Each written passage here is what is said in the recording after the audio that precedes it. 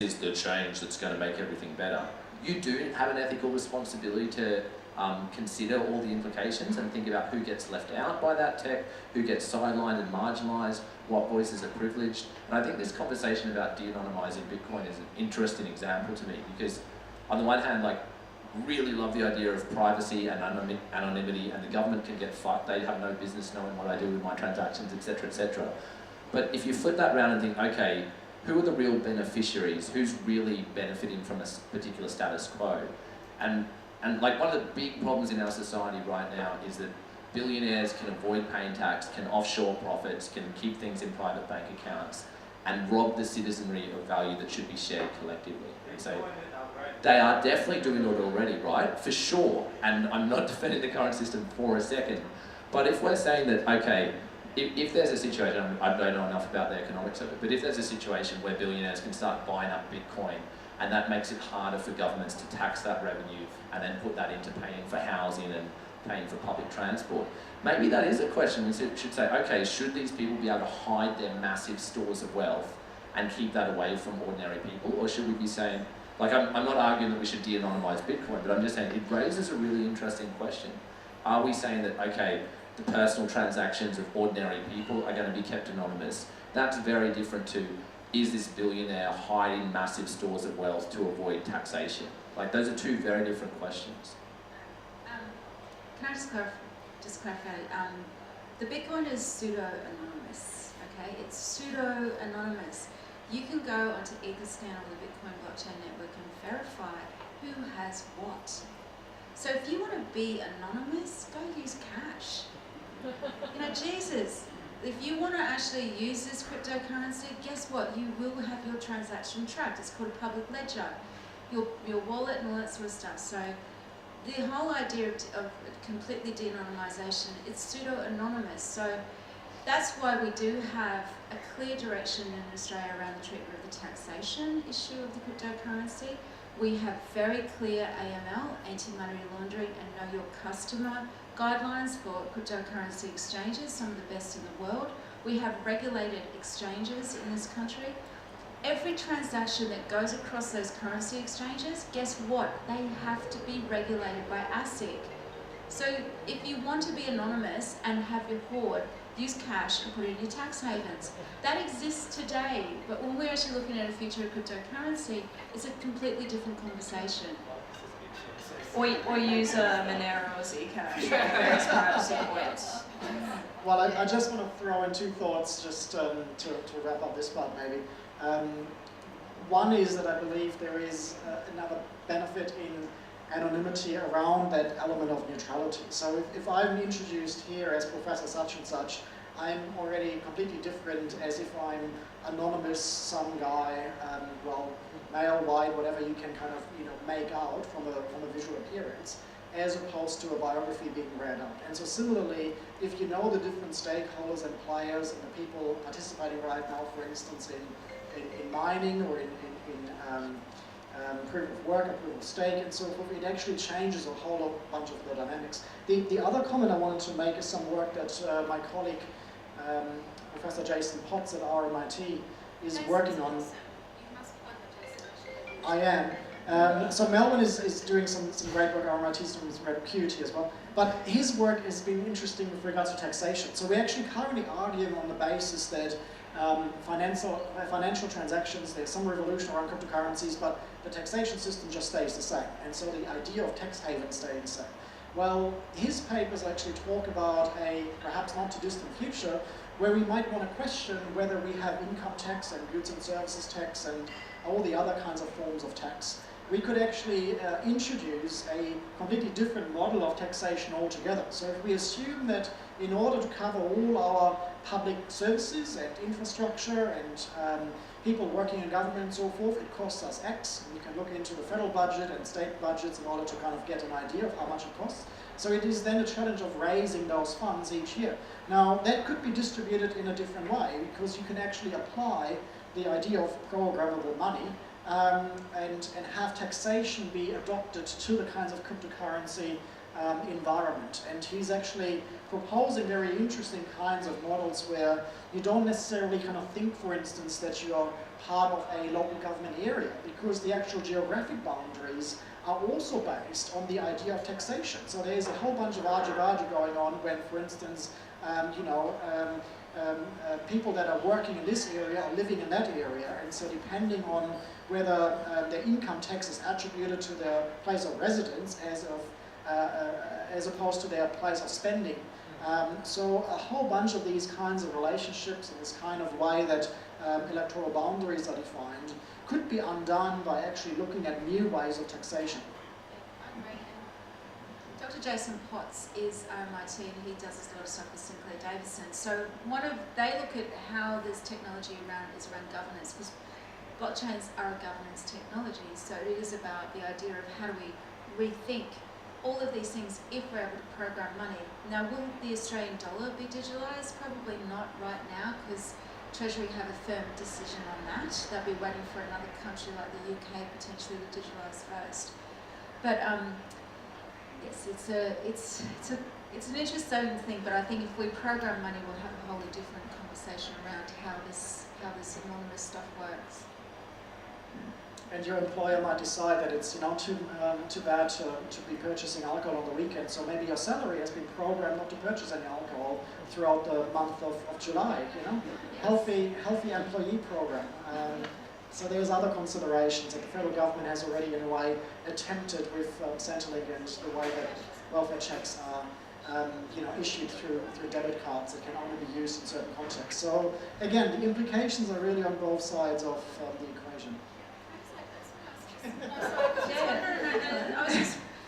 Why run anonymity? In Ethereum, they have this thing called zero proof knowledge.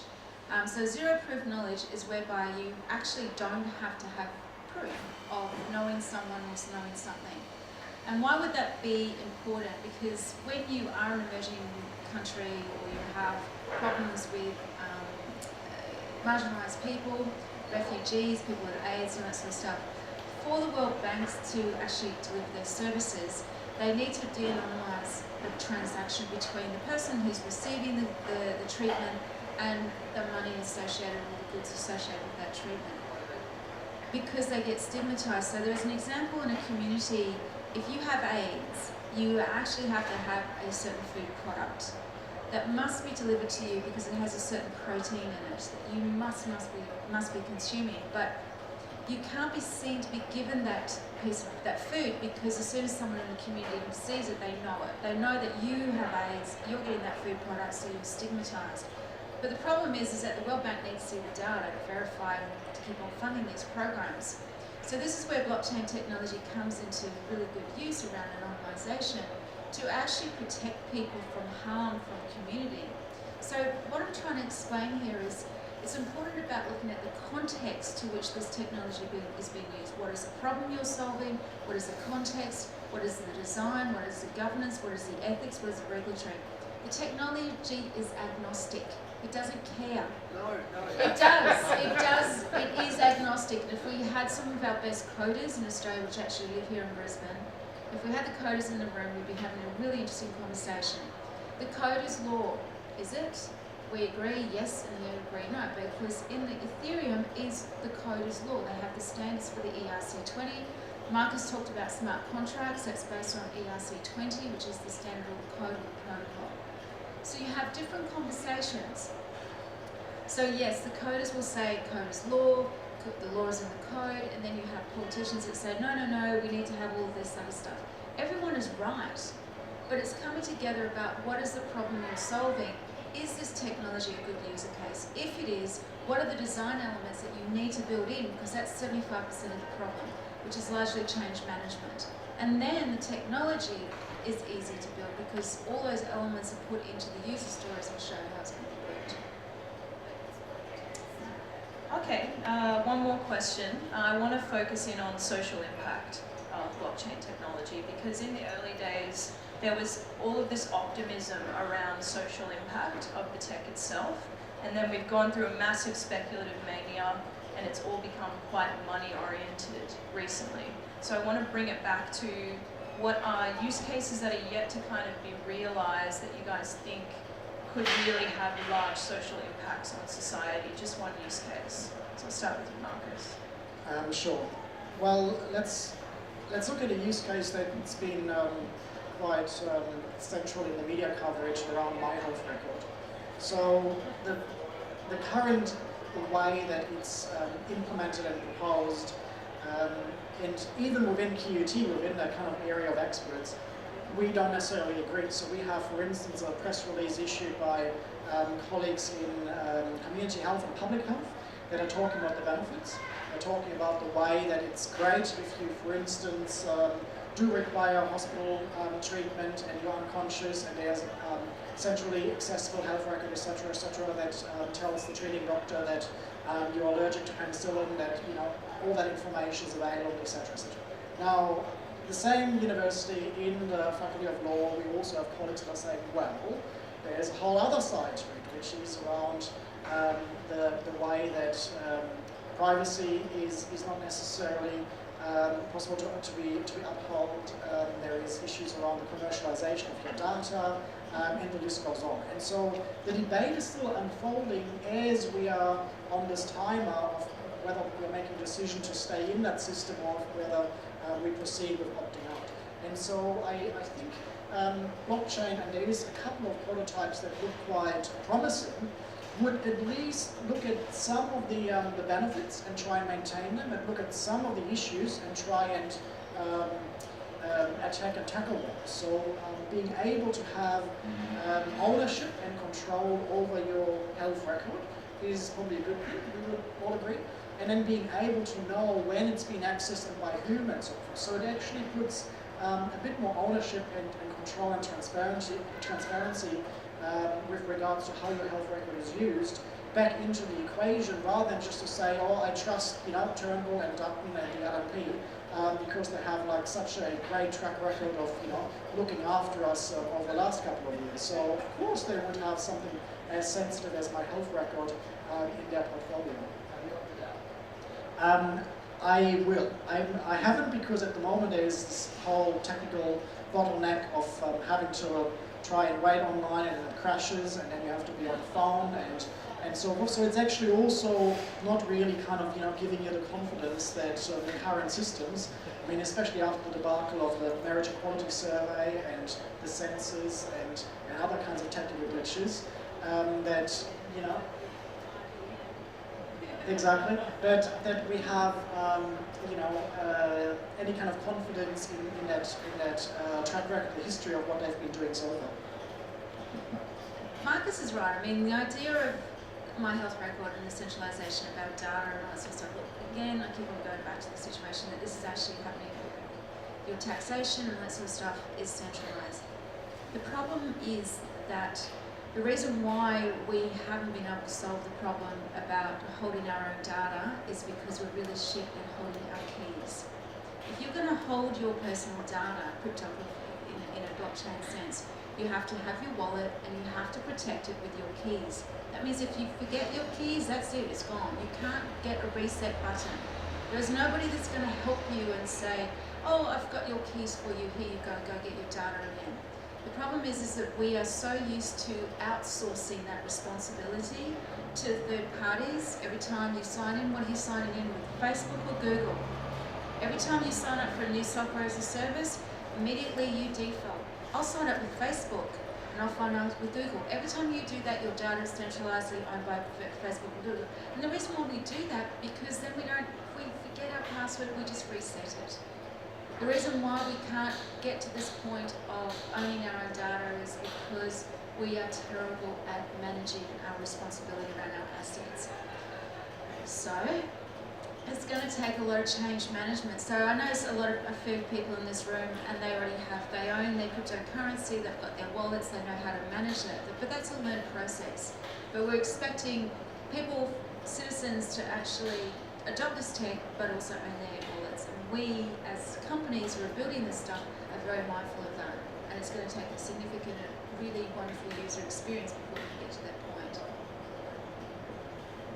One use case, which I touched on earlier, is just that idea of citizens being able to give input to government decision makers like me without their identities being disclosed. That is important and powerful. I want to know what people think, but people don't want me to know who told them what they think. And that's what's... And you need to do to do that. And I think that is the genuinely powerful and transformative element of this technology. That's what excites me about it.